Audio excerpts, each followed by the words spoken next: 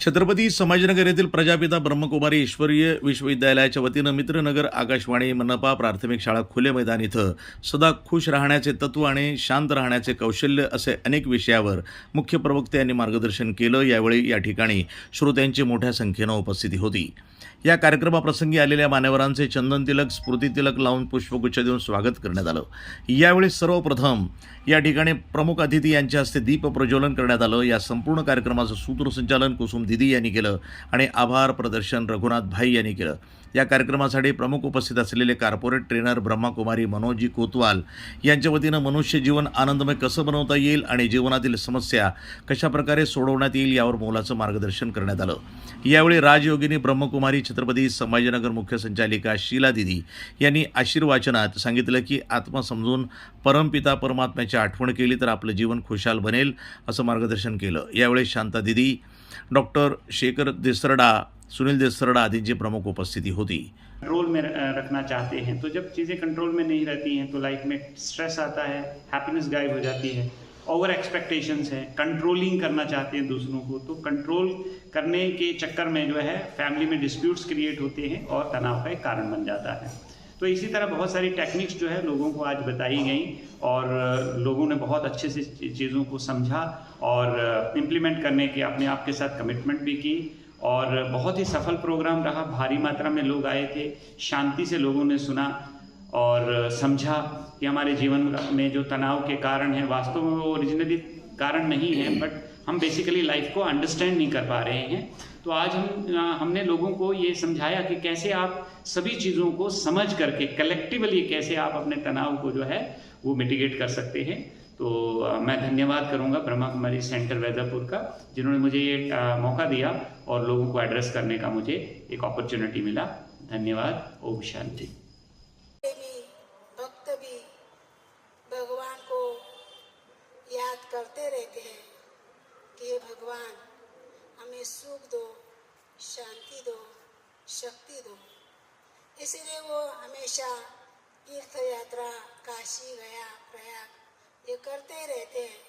कभी न कभी हमें भगवान सुख, शांति, खुशियाँ देते रहेंगे, देंगे। ये उनकी भगवान के प्रति आस्था है, विश्वास है, भावना है। इसलिए वो हमेशा याद करते हैं और खुशियाँ मांगते रहते हैं।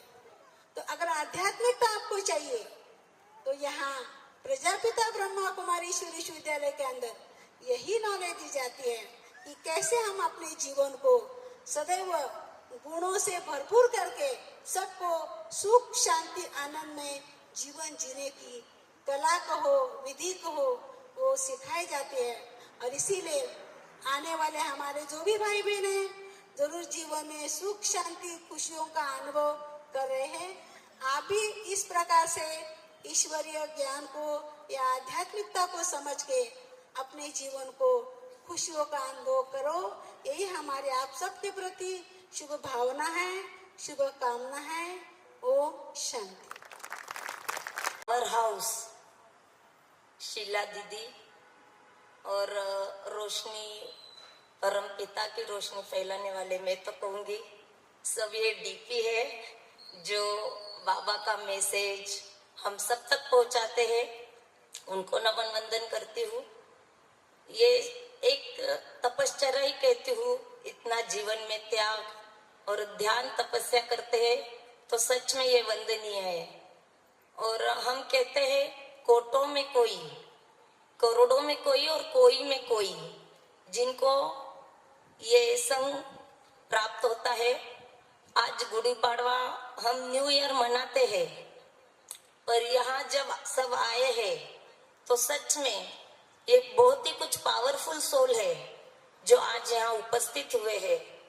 तो हम हर एक को अभिमान होना चाहिए कि हम बाबा ने हमको स्वीकार किया है और हम इस नैया में बैठ के हमारी जीवन नैया पार करनी चाहिए। परम पिता से जरूर मिलना ही चाहिए।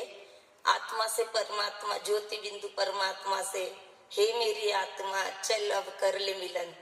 तो मैंने भी खुद जब भी ध्यान में थोड़ा बहुत करते हैं, जो भी कुछ करने की मीन्स अपनी पुनवानी होती है तभी ऐसा संग मिलता है और इच्छा होती है कुछ करने की कि अपनी पुनवानी होती है, तभी ये सब होता है। और हम बोलते हैं मानसिक तनाव ये वो, और मैं तो कहूंगी अगर परम पिता परमात्मा को अगर हम साथ में रखते हैं तो जीवन में कुछ भी न तनाव रहेगा न कुछ। हर कार्य वो मेरे से करवा रहा है, वो मेरा साथी है और मैं निमित्त होके सब कार्य कर रही हूँ। प्रतिनिधी रमेश निटके, छत्रपती संभाजीनगर, NTV न्यूज मराठी।